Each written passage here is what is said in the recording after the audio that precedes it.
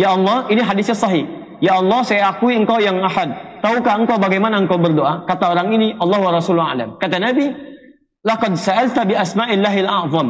Permintaan diberikan, doa dikabulkan. Kapan dia memulai setelah membaca? Baik, kemudian persoalan tentang yasinan. Yasin itu kan baca surat Yasin. Yasin itu bagian dari Al-Quran. Sepanjang tidak kemudian dikhususkan Yasin misalnya, saya pengen Yasin yang lainnya tidak baik misalnya, maka mohon maaf, kalimat mengkhususkan kepada Yasin dengan menepikan ayat yang lain itu yang tidak benar. Kalau baca Yasinnya nggak ada masalah. Ibu mau Yasinan silahkan, mau Baqarahan silahkan, mau Ali Imranan silahkan, mau Maidahan silahkan, nggak ada masalah, silahkan. Mau baca-baca sepanjang yang baik-baik. Jadi di situ pelajari, baca isinya, pahami artinya dan amalkan dalam kehidupan kita. Malam sekarang baca Yasin, besok misalnya baca Ali Imran, besoknya Al-Maidah, nggak ada masalah, silahkan. Yang penting dalam bacaan-bacaan itu ada kebaikan-kebaikan, sepanjang tidak menepikan ayat-ayat yang lainnya. Atau misalnya kalau saya baca Yasin, rezeki saya bisa lebih mudah. Atau kalau saya baca Yasin, saya bisa terbang misalnya kan? Jadi saingan sama burung. Nah itu yang kalimat-kalimat itu yang kita hindari. Silahkan keluarkan, karena setiap ayat Quran ada fadilahnya, keutamaan-keutamaannya. Kalau ibu ingin bacakan silahkan. Misal, ibu bacakan surah Al-Ikhlas. Qul huwallahu ahad. Al-Ikhlas itu disebut sepertiga Quran.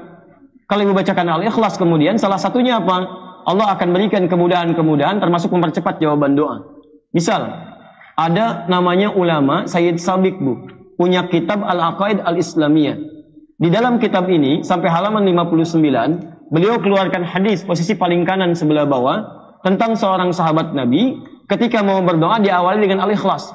Dia katakan, Allahumma inni as'aluka innaka antal ahad as-samad alladzi lam yalid wa lam yulad wa lam yakul lahu kufuwan ahad. Sebentar.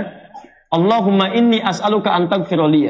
Dia mau minta, ya Allah ampuni dosa saya, cuman dia awali dengan surah Al-Ikhlas. Ya Allah, ini hadisnya sahih.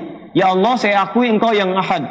Ahad, as-samad, tempat bergantung. Lam yalid wa lam yulad, tidak beranak dan tidak diperanakan. Wa lam yakul lahu kufuwan ahad, tidak ada sekutu bagimu. Permohonannya, Allahumma inni as'aluka an taghfira li. Ya Allah, mohon ampuni dosa saya. Kedengaran oleh Nabi. Tahu kata Nabi, "Atadri bimadza tas'al?" Tahukah engkau bagaimana engkau berdoa? Kata orang ini, Allah wa Rasulullah alam. Kata Nabi, laqad sa'alta bi asma'illahil a'zam. Engkau telah meminta dengan nama-nama Allah yang paling utama. Idza du'iya biha ajaba wa idza su'ila biha a'ta. Kalau engkau bacakan itu sebelum berdoa, maka setiap permintaan akan dikabulkan, setiap doa kemudian akan diberikan. Permintaan diberikan, doa dikabulkan. Kapan dia memulai? Setelah membaca Qul huwallahu ahad. Di setiap ayat-ayat Quran, surah-surah Quran itu ada fadilahnya, ada keutamaannya. Al-Mulk ada keutamaannya, Al-Waqiah ada keutamaannya, Ar-Rahman ada keutamaannya, Yasin ada keutamaannya. Maka ibu baca keutamaannya, setelah itu amalkan isinya. Setelah diamalkan, maka fadilah akan diberikan oleh Allah Subhanahu wa taala. Misal, orang tua kita dulu mengatakan, kalau ibu pengen punya anak laki-laki, ganteng, soleh, maka baca surat Yusuf. Kalau anaknya ingin cantik, baik, soleh, maka baca surat. Nah, yang dimaksud itu bukan baca biasa. Dalam bahasa Arab, baca itu pahami artinya. Misal, baca surat Maryam kalau anaknya ingin cantik, perempuan, soleha. Maksudnya, kalau ibu sedang mengandung, nanti lahir perempuan, ibu pelajari surat Maryam. Kemudian bagaimana ibunya Maryam, Hannah merawat Maryam. Misal, ibunya mendoakan dulu kepada Allah. Quran surah ketiga ayat 36. Kemudian diberi nama yang baik. Dicari gurunya namanya Nabi Zakaria. Quran surah 3 ayat 37. Dibuatkan tempat yang mendekatkan kepada Allah namanya mihrab. Ketika beliau berdoa, dididik dengan baik, dicari Nabi Zakaria, dicari tempat yang baik, maka dikabulkan doanya. Kata Quran surah ketiga ayat 37 paling kiri sebelah bawah. Fataqabbalaha rabbuha biqabulin hasanin wa ambataha nabatan hasana. Diterima doanya oleh Allah, ikhtiarnya diterima, maka kami rawat anaknya dengan pertumbuhannya. Dijaga oleh Allah. Kapan itu dijaga? Bukan saat dibaca, tapi saat diamalkan isinya. Makanya kalau ibu punya anak perempuan dikandung, lahir perempuan, ingin soleh seperti Maryam, bukan cuma dibaca surat Maryam, tapi diamalkan isinya. Bagaimana Hannah merawat Maryam, ibu cari kemudian guru yang baik, cari sekolah yang baik, doakan dengan baik. Kalau ibu cuma baca surat Maryam, tapi tidak pernah diamalkan isinya, sampai kiamat kurang 2 hari, nggak akan jadi. Nggak akan jadi. Sama dengan surat Yusuf dan sebagainya. Di ibu mau Yasinan, silahkan baca surat Yasin, pahami isinya. Lihat fadilahnya, amalkan isinya. Setelah Yasin selesai, naikkan kemudian. Sebelumnya Fatir, sampai ke Al-Baqarah, sampai ke Al-Fatihah. Al-Fatihah ada manfaatnya. Ibu tahu di antara fadilah surah Al-Fatihah?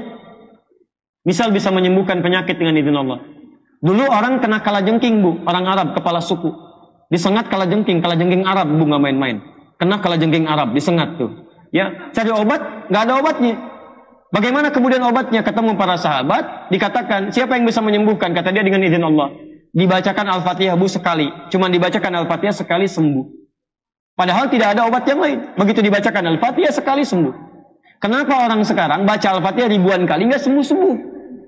Masalahnya bukan Al-Fatihahnya, karena bacaan dia tidak sama dengan bacaan orang dulu. Orang dulu dipahami isinya, dihayati maknanya, dia baca dengan iman. Jadi kalaupun ibu ingin belajar Yasin, baca kemudian isinya, terjemahannya baca, fadilahnya amalkan isinya. Setelah itu baca surat-surat yang lainnya, maka Allah akan berikan keberkahan di dalamnya. Jelas ya?